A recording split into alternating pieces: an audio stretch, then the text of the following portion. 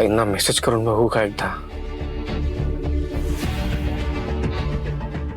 नको नको नको नको नको, उगाच रेवीला कळलं ना तर सगळ्या प्लॅनची माती होईल. आय होप सगळं सगळं ठीक आहे आतमध्ये. मला खूप काळजी वाटते तुमची. देवांश असं का वागतोय तुझ्याशी? अरे इतके दिवस झाले तुमच्या लग्नाला, पण त्याने तुला अजून ओळखलेलं नाहीये. असंच वाटतंय मला. जेव्हा सुरुवातीला लग्न करून मी जहागीरदार घरात आले तेव्हा हे सगळं खूप कठीण गेलं होतं मला. इतका पैसा, इतकं ऐश्वर्य, सवयच नव्हती ना या सगळ्याची. हा, माझ्या डोळ्यांमध्ये त्या गोष्टींचं अप्रूप दिसलं असेल, पण मोह नाही झाला कधी. आणि देवांश सरांनाही वाटलंच असेल की मी गरीब घरातून आलेली मुलगी, त्यामुळे मला मोह झाला असणार आहे. आपलाच माणूस आपल्याला ओळखू शकत नाही, यापेक्षा मोठं दुःख काही असूच शकत नाही ना.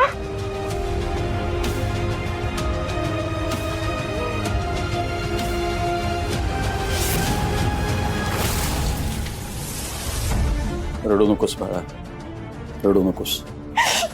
त्यात तुझी काहीच चूक नाहीये. त्यात कुणाची चूक असेल ना तर ती माझीच आहे.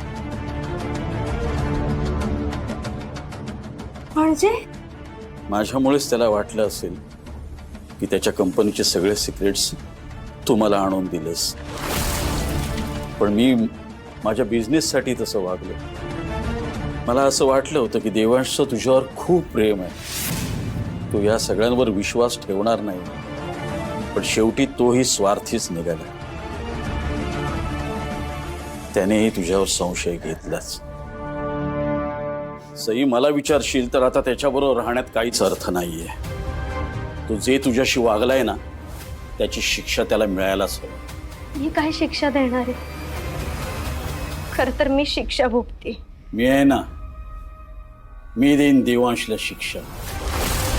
माझ्या लेकीच्या डोळ्यात पाणी आणले त्यांनी. त्याला त्याचा पश्चाताप होईलच, नक्कीच होईल. ठीक आहे, पण तोपर्यंत मी काय करू? माझ्या खोलीतली शांतता ना मला खायला उठते. त्यांच्या डोळ्यातला तो परकेपणा अस्वस्थ करतो मला, आणि या सगळ्या गोष्टींचा मला खूप त्रास होतो. काका, मी काय करू सांगा ना मला. ही संधी हातची घालवता कामा नये. तवा गरम आहे, तोवर आपली पोळी भाजून घ्यायलाच हवी. सई, माझ्यावर विश्वास आहे ना तुझा? काका, मला जर तुमच्यावर विश्वास नसता तर मी आता इथे आले असते का? मग एक काम कर, आमची कंपनी जॉईन कर. काय? सई, मी काय म्हणतोय ते शांतपणे ऐक. जहागीरदार ग्रुपमध्ये तुझ्याविषयी आता बरं मत राहिलेलं नाही, आणि अशा वातावरणात तुझी ग्रोथही होऊ शकणार नाही. नीट विचार कर. आम्ही तुला चांगली पोस्ट देऊ, चांगला पगार देऊ, तू तुझ्या स्वतःच्या पायावर उभी राहू शकशील. आणि मग तुझ्या त्या नवऱ्याला हे पटेल की त्याच्या पैशाविषयी तुला अजिबात मोह नाही. नीट विचार कर सर. तू काहीही केलं नसताना तुझ्यावर हा आरोप झालाय की तू माझ्यासाठी काम केलंस. मग आता खरोखरच कर ना काम, उघडपणे कर. पण देवांश सर, त्यांना काय वाटेल? सई, किती करशील विचार त्याचा? तो तुझा विचार करतोय का? नाही ना? मग तूही करू नकोस.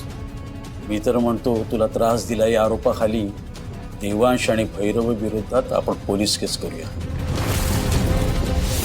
काका, पण मध्यंतरी मी म्हणजे मला पैशांची गरज होती म्हणून मी देवांश सरांकडून 5 लाख रुपये घेतले होते, आणि ते पैसे जोपर्यंत मी त्यांना परत करत नाही ना तोपर्यंत त्यांच्या विरोधात नाही जाऊ शकत मी. पण हो, तुम्ही मला जॉब ऑफर केलाय त्या बाबतीत मी नक्की विचार करेन. नक्की कर. मी येते आता. ठीक आहे, सावकाश जा.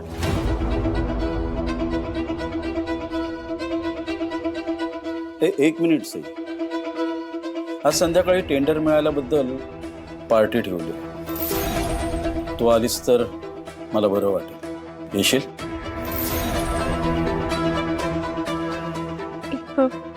येते. ये.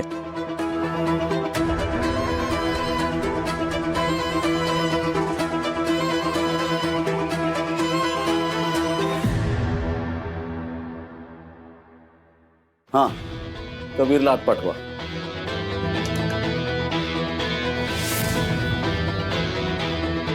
सर, सई मॅडम कशाला आल्या होत्या?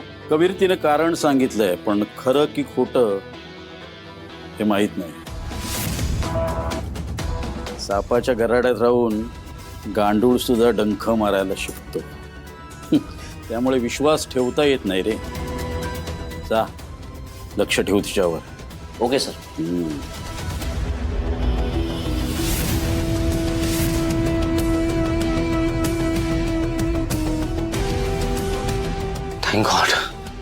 थँक गॉड सही सेफ आहेत.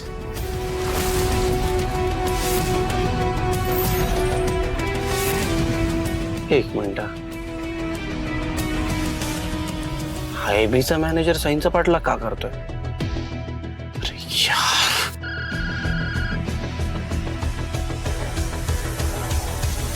सई सई सई ऐका, काहीच बोलू नका, काहीच बोलू नका, काही रिॲक्ट करू नका. मी जे सांगतो ते ऐका. इकडे गाडीकडे नाही यायचंय तुम्हाला तिकडनंच रिक्षा घ्यायची आणि पुढे जायचं.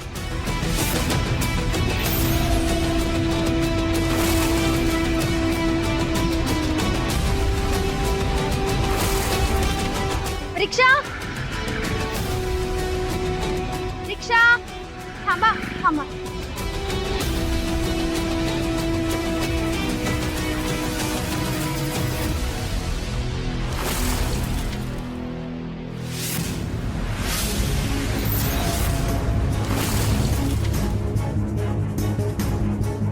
काय रे, एकटीच होती ना ती? Yes sir. तरी पण गाफील राहू नकोस. जहागीरदारांची सून आहे ती. तिला हलक्यात घेऊ नकोस. डोळ्यात तेल घालून लक्ष ठेव तिच्यावर. जा. Yes sir.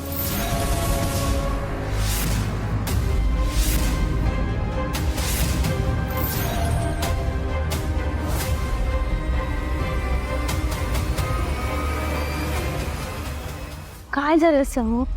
रिक्षाने का बोलवलं तुम्हाला? त्याला डाऊट आलाय. कोणाला? ऐबीन ना? त्याने त्याच्या मॅनेजरला पाठवलं होतं तुमच्या मागे. काय? हो, मे बी त्याला बघायचं असेल मी तुमच्या बरोबर आलोय की नाही ते. मला वाटलं त्यांना विश्वास बसला असेल माझ्यावर. इतकं सोपं नाही आहे सई. तो एबी खूप खूप शार्प माणूस आहे. त्याला मूर्ख बनवणं खूप डिफिकल्ट आहे. स्पेशली तो आपल्या घरातल्या कोणावरच इतक्या इझिली विश्वास ठेवणार नाहीये. मला ना आता वेगळीच काळजी वाटते. काय? म्हणजे आता एबींना भेटून मी जे काही सांगितलंय ते जर त्यांनी भैरवी मॅडमना किंवा अंजलीला फोन करून सांगितलं तर?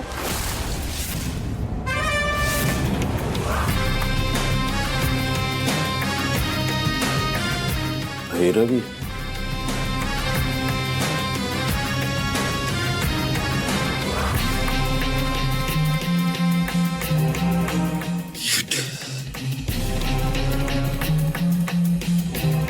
कदाचित अंजलीला काहीतरी कल्पना असेल या सगळ्याबद्दल. सई खरं बोलत होती की खोटं, तीच मला सांगू शकते. शिट, काय झालंय दोघींना? दोघींचाही फोन लागत नाही. सई डोंट वरी, आई नाही उचलणार त्या एबीचा फोन. कशावरून नाही उचलणार? कारण आईला नाही आवडत तो एबी. तिने तर इनफॅक्ट कधीच ब्लॉक सुद्धा केला असेल. त्याला पॉसिबलच नाहीये ते. बरं, त्यांनी जर अंजलीला फोन केला तर ती उचलू शकते ना ती फोन? पण नाही उचलणार कारण मी वरुणला ऑलरेडी सांगितलंय की अंजलीच्या फोनवरून एबीला ब्लॉक कर म्हणून. सो त्याचं टेन्शन घेऊच नका तुम्ही. हे सगळं सोडा ना. मला सांगा, एबीने तुम्हाला जॉब ऑफर केला, याच्या व्यतिरिक्त तुमच्यामध्ये काय डिस्कशन झालं? हो, आज संध्याकाळी पार्टीला बोलवलंय त्यांनी. कसली पार्टी? टेंडर मिळाल्याची? ग्रेट. तुम्ही जायचं ना तिकडे? पण रात्रीची पार्टी आहे सर. मी तिथे कोणाला ओळखत नाही, एकटे कशी जाणार आहे मी? आणि एकट्या का? मी असेल ना तुमच्या बरोबर, मी असेल. सर तुम्ही कसं येणार आहात माझ्यासोबत? मी त्यांना सांगितलं आपण एकमेकांशी बोलत नाही, जवळजवळ वेगवेगळे राहतोय आपण, असं सांगितलं त्यांना. सई, मी येणार. मी त्या पार्टीला तुमच्या बरोबर येणार. बघाच तुम्ही.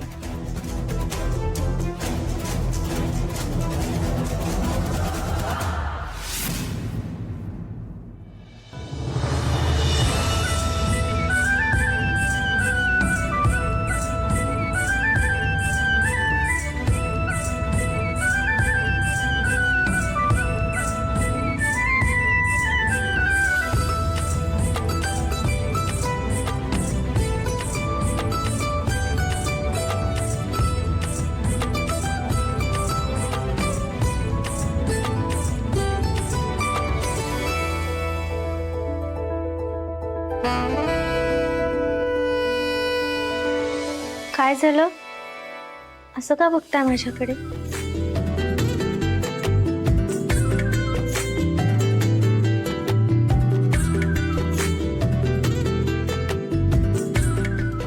काय झालं? चांगली नाही दिसत आहे ना मी? मला वाटलंच होतं हे.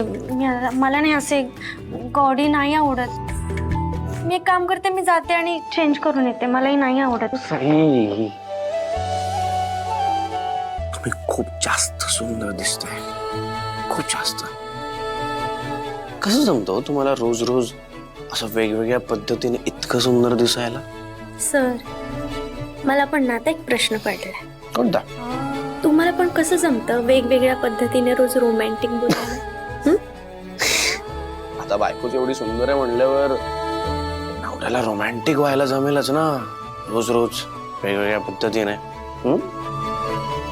बरं, मी काय म्हणतो, आज आपण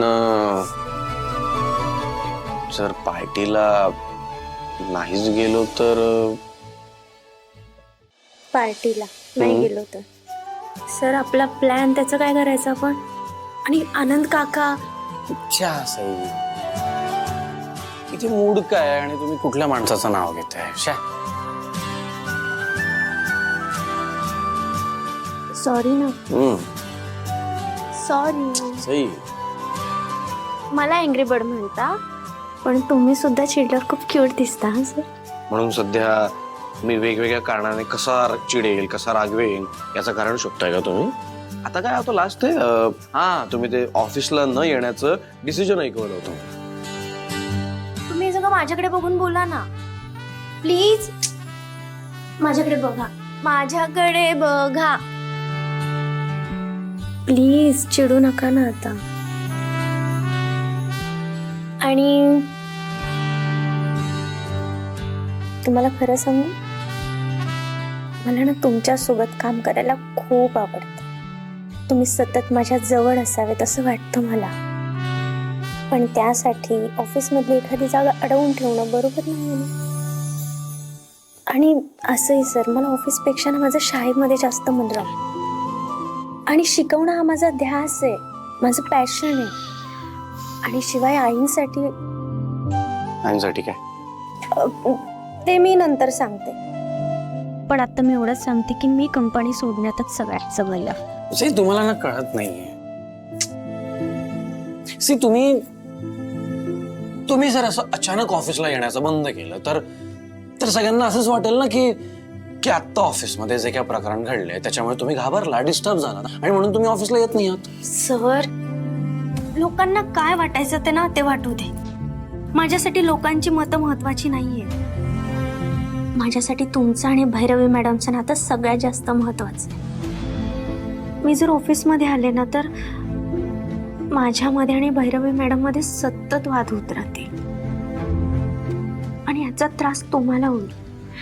एक वेळेस मी सहन करू शकते, पण तुम्हाला जर त्रास झाला ना तर नाही सहन होणार मला. आणि आपलं आत्ताच ठरलंय ना आपलं काय प्लॅनिंग आहे. त्या प्लॅनिंग नुसार ना परत आपल्या ऑफिसमध्ये नाही जॉईन होऊ शकत. प्लीज समजून घ्या ना तुम्ही. Okay okay, I am sorry, I am really very sorry. You are right. Sai, please रडू नका. सुंदर मुलीच्या डोळ्यात असं पाणी छान दिसत नाही. I am sorry. बापरे, 8 वाजले. 8 वाजले हा बघा ना, तुम्ही असं बोलत बसता आणि मग इतका उशीर होतो. म्हणजे माझ्यामुळे उशीर होतो. ऑब्व्हियसली तुमच्यामुळे उशीर होतोय. मी काय केलं आता? तुम्ही काय केलं म्हणजे? अहो तुम्ही बोलत बसलात ना. बरं चला आता उशीर नको व्हायला. मी आले. एक मिनिट. एक महत्वाची गोष्ट राहिली. पर्स राहिली. पर्स नाही हो. श्श, शांत. रिलॅक्स.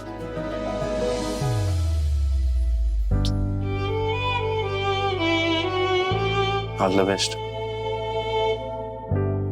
थँक्यू.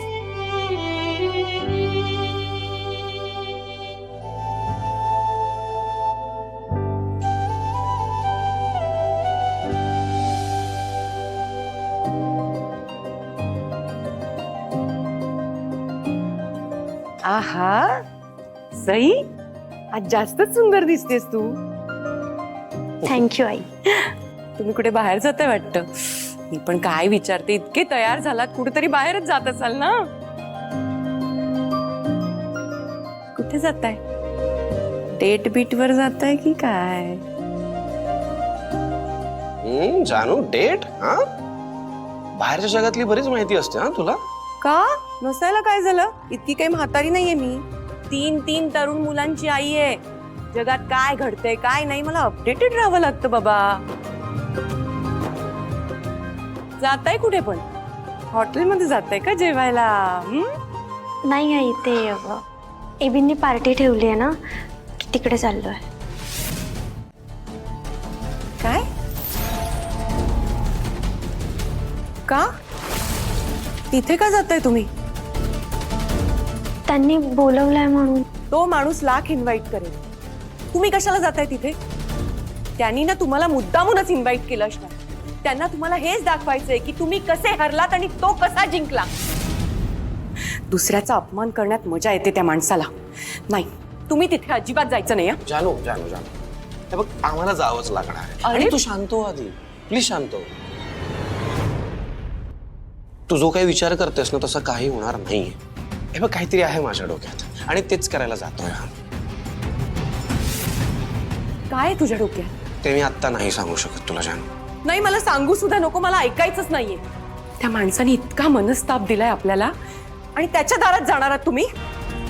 देवा, आजपर्यंत तुम्हा मुलांना मी कशापासूनच अडवलेलं नाहीये, पण आज नाही. तुम्ही तिथे जायचं नाही. अगं, आमचा प्लॅन आहे तसं काहीतरी. आम्ही त्यासाठी ठरवून सगळं करतोय ना. सो कसला प्लॅन?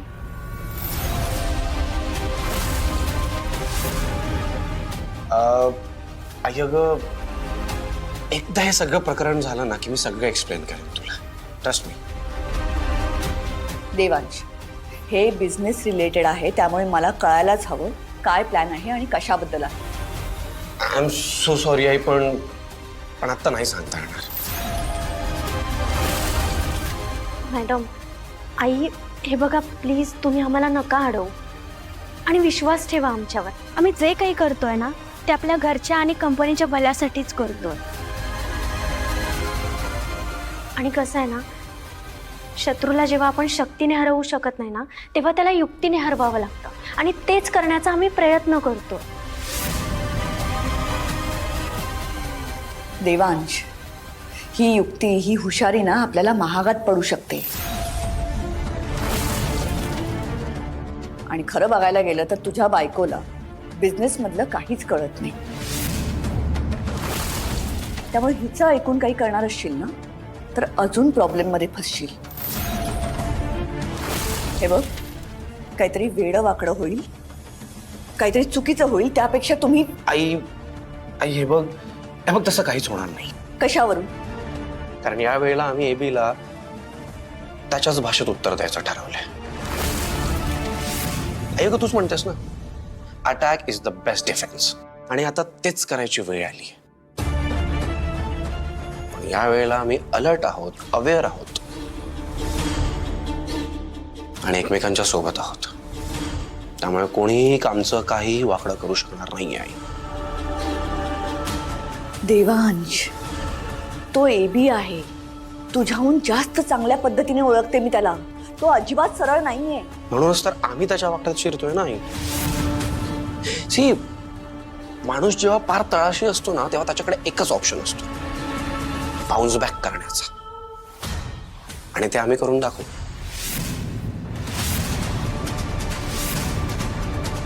जानू, आई, आपण गमावलेला टेंडर आम्ही परत मिळवून दाखवू हा शब्द देतो मी तुम्हा दोघींना. तुम्ही फक्त विश्वास ठेवा आमच्यावर, प्लीज. सही.